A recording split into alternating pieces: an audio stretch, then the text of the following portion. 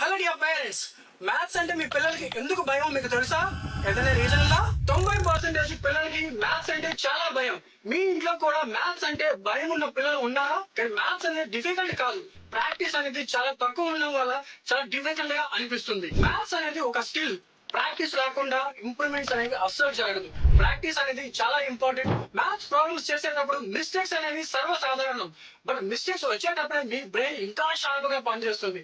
Mistakes రావాలి, దాన్ని overcome చేయాలి. మ్యాథ్స్ లో సక్సెస్ సీక్రెట్ ఏంటంటే రెగ్యులర్ గా ప్రాక్టీస్ చేయాలి, కాన్సెప్ట్ ని అర్థం చేసుకోవాలి.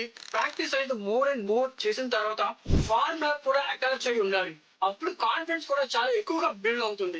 మ్యాథ్స్ అనేది బట్టి చేయడం కాదు, మ్యాథ్స్ ని అర్థం చేసుకోవాలి.